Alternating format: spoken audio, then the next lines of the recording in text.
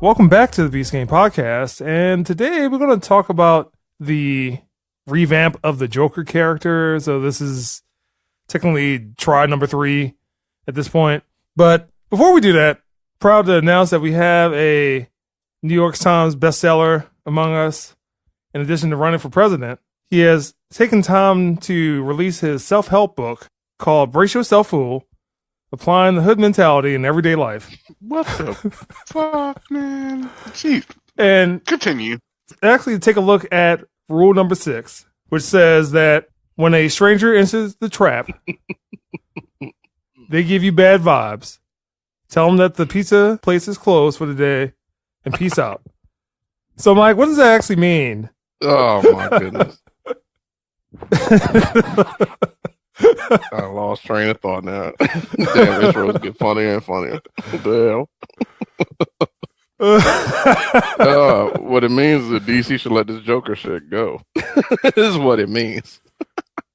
Yeah. A bunch of articles out about this movie, about the trailer. I think some people might have gotten a screening of it because there's one. Shown at the Venice Film Festival. Yeah, so the IGN gave it a 10. With that, I'm just going to bring up some bylines for some articles. And most of the bylines are like, oh, well, this might be Oscar worthy, that this is the definitive character for the Joker. And I'm sitting there looking at the trailer, like, what in the world are you people talking about? And then I looked at a Times Magazine article that defined this movie as the essence of overacting. So they showed it at the Venice Film Festival over the weekend, and apparently it got an 8-minute standing ovation. Like you said, people are already talking about Oscar worthy. Joaquin Phoenix should get it. It's the greatest Joker character ever. All this other stuff. I've watched the trailer a few times, and I'm still trying to figure out what the hell is actually going on because it just looks like a guy with clown paint on. Like, yeah, it's a very specific character, and I'm watching this trying to figure out, how is this translating to the Joker, or how are the two really going to correlate? Now, the people who saw the film festival said that the trailer really doesn't show much, that the movie's wild, the performance is great, apparently it's violent and all this other stuff going on, but it just doesn't grab me. Like, I'm watching it, I'm still just going, this is not anything I want to rush to the theater to see, and I love Batman. I'm a Batman fan, so anything Batman related, I'm there. But this is just, to me, just another ploy to get DC fans riled up and try to get us foot in the game, and I don't see it. Yeah, and that's what I brought up to you on Friday. I was like, DC's PR team is working overboard because they haven't had any real movies out in the past. Well, I mean, they did have Shazam, but in the past 2 years, there's only been 2 movies. So they're really trying hard for this movie to be great. So, Matt, go ahead. I didn't see anything that captivated me to this movie. If anything, it just seemed like one of those movies to try to get emotionally deep with this character. And the artistic side of the Joker, is that what DC's trying to go to? Or are they trying to go to adult-themed, emotionally invested characters in which, they don't quite do very well? They either take it too far to the right, far to the left. Nothing in here that makes me wow and be like, hey, this is the next blockbuster. This might be one of those artistic movies like Mother that, if you look at it from this point of view, it's great. Everyone should embrace it. I'm not seeing it at all. Maybe from an artistic point of view, I can't endorse this movie. I'm sorry. James.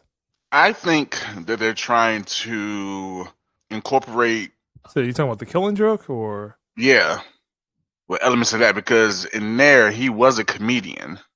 Well, I think they're trying to incorporate that, but it looked like it's going to be an artsy film, and not saying it's going to be. But it's Todd Phillips. I mean, that's Hangover, dude. Yeah, and that's the thing that it's kind of like, I'm not sure, because it looks like it's going to be an artsy film, but yet it's Todd Phillips. Could be all a misdirection. We don't know. It looks artsy, and then there's some real shit going on, but for some reason, I just doubt it.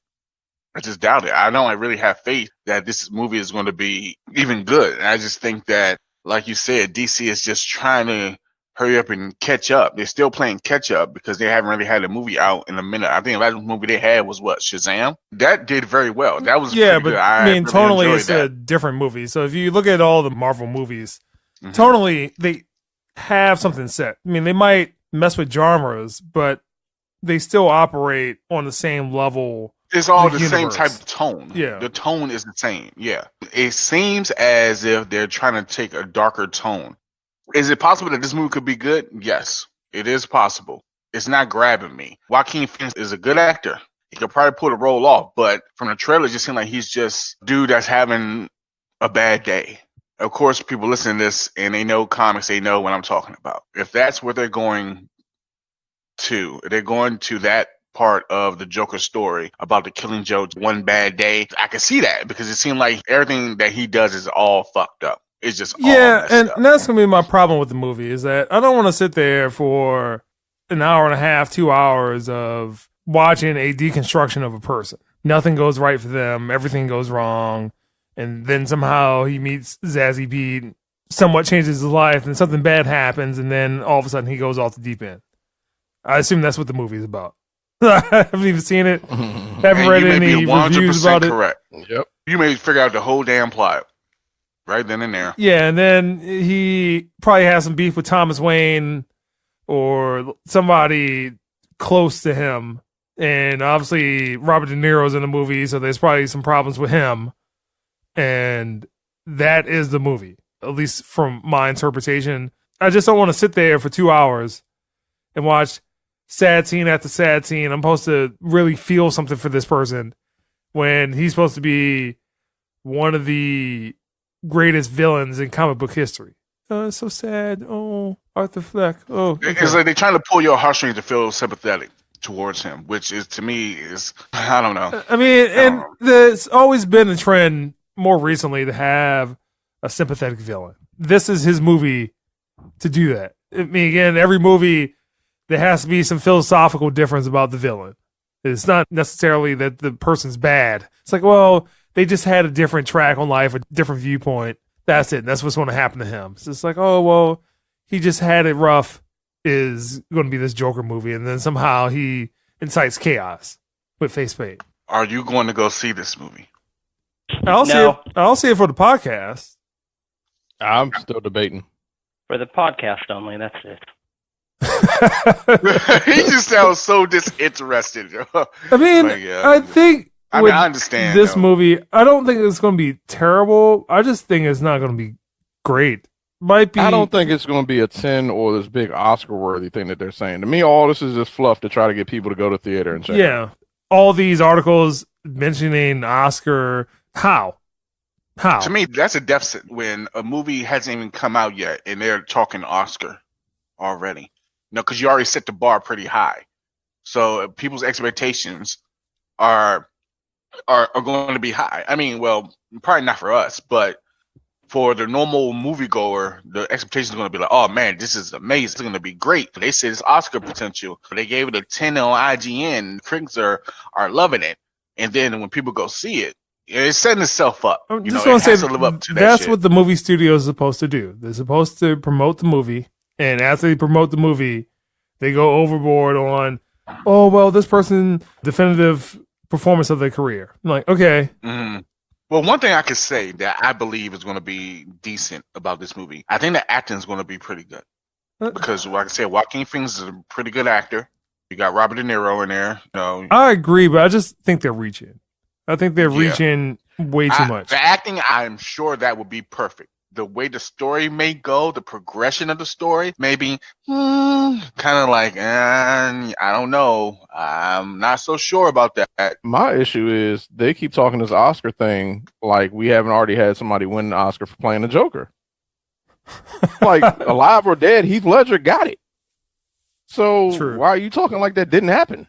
Yeah, and to be honest And with not you, recently. I mean, it The happened recently. only bad Joker portrayal would be Jared Leto. Because Yeah. Jack Nicholson was the shit, too. Think about Mark Hamill. Oh, yeah, we can't forget about him. Think about Heath Ledger, and then Jack Nicholson. That is Right. all essence of the Joker. What you will have is interpretations of those, somehow. But Yeah. I mean, he could do a bang up job. I mean, we don't know, but Oscar worthy, James. Oscar worthy. I don't think Oscar worthy. And plus, Like Oscar worthy for what? Like best actor, best screenplay. Come on. Depends on his portrayal. Maybe best actor, maybe, but outside of that, best set design. I mean, and the thing is, the visuals. I'm already put off by the visuals. The Joker was just more than just face paint. It's just like he literally looks like a fucking clown. I mean, I understand Joker is supposed to be, you know, the clown prince of crime and all that shit. I get it. I don't see it. I mean, we could all be totally wrong, and this shit could be fucking amazing. I'm just saying, like, just the first impression and the direction that I think they're going, it just does not seem like it's a good direction. Acting, I think, would be pretty good because of the cast they have. But outside of that, I do not know. Matter of fact, who wrote the script? That's what I'm curious on. I think Todd Phillips. Todd Phillips. He wrote the script? He co-wrote the script, and apparently it's inspired by Taxi Driver, Raging Bull, King of Comedy, and Batman: The Killing Joke. Come on. Well, I kind of. I mean, you're invoking classic movies like Taxi Driver. It's a classic movie. Robert De Niro, consequently, who's in this movie? You looking at me? The classic line, but. Scorsese was attached to produce, and then he got off because he had other obligations. See, okay, all right. So, all right, you got Taxi Driver and you got The Killing Joke. So I'm almost certain you called it, Barry. You got the plot down perfectly. I am 100% sure you broke it down. This loser of a comedian basically is not that damn funny. He's down and out. Everything he does is shit. He meets Zazie Beetz. Some shit happens with her. Well, one, he starts liking her, or probably fall in love. There's some type of romantic connection there. She just feels sorry for him. And you know what? Maybe something doesn't happen to him. Maybe she's the one who sets him off because maybe the love that he has for her isn't returned.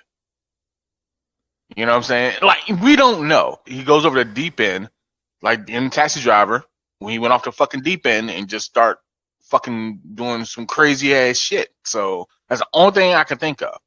And then all of a sudden people are drawn to him, and now everybody's wearing the Joker mask and all this other shit. There you go. The Joker. So Mike, you're welcome. Brought up Scorsese. I forgot that Todd Phillips had done War Dogs, which was Jonah Hill. Is that the one when he was like a gun runner or some shit? Yeah, and that movie tried so hard to be a Scorsese-esque Goodfellas type of movie. Really tried. And then you're talking about Taxi Driver. So I assume that he's trying again. I will see it. I might not like it. All right. So according to what somebody posted on Wikipedia with a source to some article, Phillips pitched the idea for Joker to Warner Brothers after his film War Dogs premiered in August 2016. During the premiere, Phillips realized War Dogs wasn't going to set the world on fire, and I was thinking, what do people really want to see? He proposed a DC Films differentiated slate from the competing Marvel Studios by producing low-budget standalone films. Low-budget standalone. Okay, I'm already not inspired. Like, even with Old School, Road Trip, those are also his movies. The Hangover is probably his most well-known movie. Yeah. The other His two man garbage in The that script series. draws inspiration from the Hangover trilogy as well. How in the hell does the Hangover have to do with Well, anything I'm just saying, like, the whole thing with the Hangover is that you have some sympathetic characters that for whatever thing that happens, it's all about the journey for them. One event leads to another event that leads to another event, which will happen in this movie. Domino effect of shit. Y'all are absolutely right. Phillips said it does not follow anything from the comic book. That's what was interesting to me. We're not even doing Joker, but the story of becoming Joker. The Killing Joke, basically. Yep. Mike, you have said it plenty of fucking times. How can you fuck up a comic book movie when you have the source material right there in front of you? Now, hold on. Because they did fuck up the animated Killing Joke. Let's not forget about that. It was garbage. They fucked that shit up. Killing Joke is one of the best Batman comics out ever. And you telling me you cannot adapt that to the big screen? One, I would take Commissioner Gordon, all them out of it. But just have a lot of those elements, you know what I'm saying? Maybe we're speaking too soon. Maybe it does have more to Killing Joke in it than what we know. We'll see. When does this movie come out? It comes out relatively soon, right? Next week? October 4th. Yeah. Oh, damn. The way they make it seem like this shit comes out next week. Well, I'm just saying, when you drop a trailer just basically a month before the movie comes out, that doesn't inspire confidence. That inspires that they're desperate. They're trying to get people's butts in the seats. Seems like maybe that movie might have had a couple of different cuts and they didn't like it or they didn't test well. And then all of a sudden. It also says that it took about a year for Warner Brothers to finally say, okay. They had a lot of issues with the content. Well, I mean, I assume a lot of that was just issues with the content, as in like the. Doesn't say anything theme? specific. No, it didn't say anything specific, but. Well, I assume most Warner Brothers just couldn't figure out what they wanted to do. And then all of a sudden it's like, well, we just aren't going to do a cinematic universe. Most likely, yeah. Assume this movie won't. They would re-jumpstarting the universe again. They fired the old people and got new people in charge. So how are they going to do the Robert Pattinson tying this into? I don't want to talk about that. I don't know. Batman takes place in the 80s, I think. Yeah, this takes place in the 80s. Yeah, because Jared Leto's still attached to do the Joker again. I thought he stepped down from that. I thought he was just still pissed off from it. That he was like, no, I do remember them saying that they want to have two different Joker movies. Yeah. Why? In the podcast. All right, so we are confused. James might be a little bit more open-minded, but we'll see. I mean, you could be wrong. I doubt it. And that's BZ Game Podcast.